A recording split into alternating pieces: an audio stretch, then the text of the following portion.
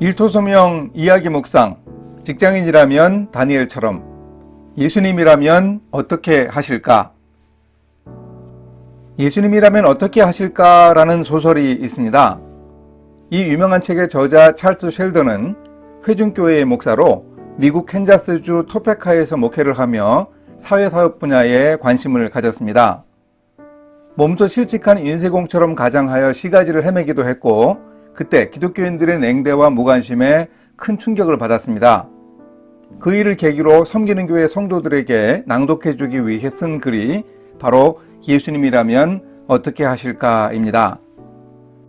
이 소설은 1897년 초판 발행 이래 미국에서만도 3천만 부 이상 판매되었고, 전 세계 20개국 이상의 언어로 번역되어 사람들의 인생에 큰 영향을 주었습니다.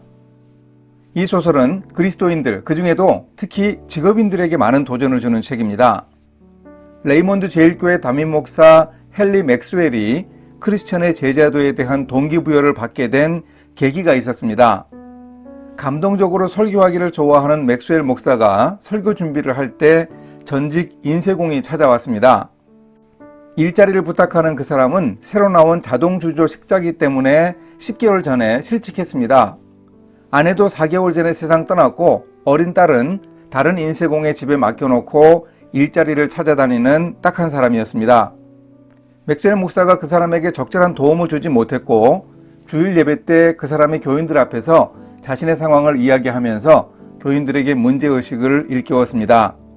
그런데 그 사람은 결국 지병으로 목사관 서재에서 세상을 떠났고, 이후 아무런 도움을 주지 못했다고 자책하는 맥스웰 목사는 그의 목회에 큰 전환점을 발견합니다. 예수님이라면 어떻게 하셨을까? 그 질문을 자신에게 했고, 결국 그런 질문을 던지면서 1년간 세상에서 살아가기로 결심하는 성도들을 모집합니다.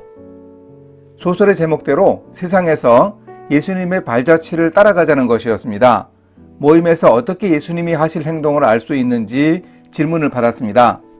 맥스웰 목사는 성령의 인도하심을 통해 예수님을 알아가는 방법 외에는 달리 길이 없다고 대답했습니다.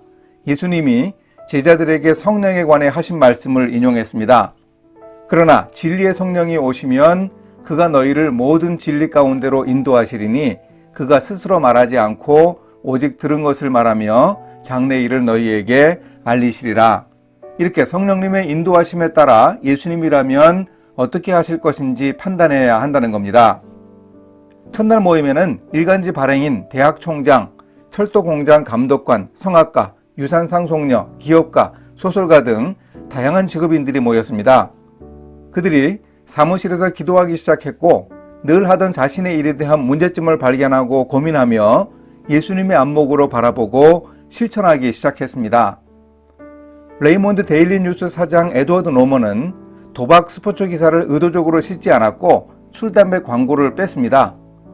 통속적인 읽을거리로 가득 채운 일요판 발행을 중단했고, 정당의 입장이 아니라 예수님의 관점으로 정의에 입각하는 정치적 입장을 취하기로 했습니다.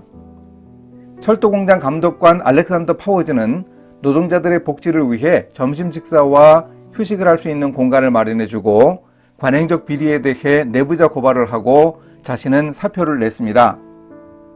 레이몬드시에서 몇 손가락 안에 드는 비즈니스맨 밀턴 라이트는 직원들을 가족같이 대하고 사업의 목적을 상호 유익으로 정하고 부정직하거나 의심받을 일을 하지 않기로 결심했습니다. 총망받는 성악가인 레이첼 윈슬로우는 오페라단의 초빙을 거절하고 빈민가 집회에서 봉사하고 결국 그곳에서 빈민들을 위한 음악교육을 담당하는 일을 하기로 결심하고 실행합니다.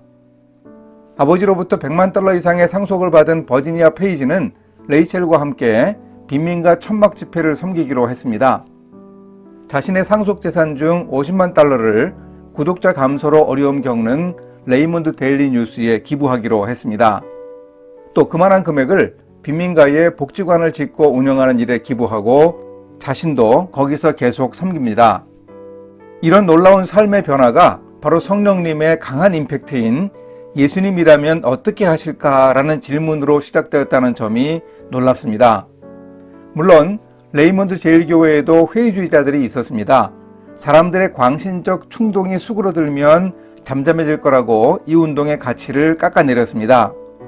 소설가 야스퍼 체이스는 결국 이 운동에 가담했다가 예수님의 음성을 거부하고 통속소설 작가로 전락하고 말았습니다. 링컨 대학의 마시 총장이 느꼈던 것처럼 수십 년 동안 안주해온 학문의 울타리에서 벗어나 그리스도를 따르려는 확신으로 가기 위해서는 자신을 찢어야 하는 아픔이 있었습니다. 선거에서 술집 없애기를 지지하는 후보들을 지원했으나 결국 그 후보들이 낙선하고 말았습니다. 상황이 그리 호락호락하지 않습니다. 회심한 사람에게 일자리를 마련해 주었으나 다시 술집으로 가려고 해서 낙심했습니다. 하지만 이 운동은 위축되지 않았습니다. 1주년 후 이 운동이 확산되어 시카고에 있는 나사렛 에비뉴 교회의 켈빈 브루스 목사와 그의 친구인 에드워드 감독이 감명받았습니다. 그들은 1세기 성도들의 고난과 손해, 고통, 배척 등을 감당하기로 결심하여 아예 목사직을 사임하고 빈민가로 들어가 사역하는 헌신적 결단을 합니다.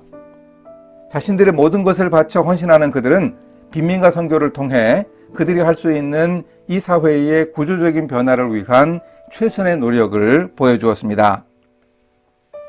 함께 기도하십니다. 하나님, 예수님이라면 어떻게 하실까 문제의식으로 시작하는 운동으로 참다운 교회를 추구하고 주님의 발자취를 따르는 이야기에서 잘 배울 수 있기 원합니다. 오늘 저도 일터와 세상에서 예수님의 발자취를 따르며 살아갈 수 있도록 주님이 함께하여 주소서. 예수님의 이름으로 기도합니다. 아멘.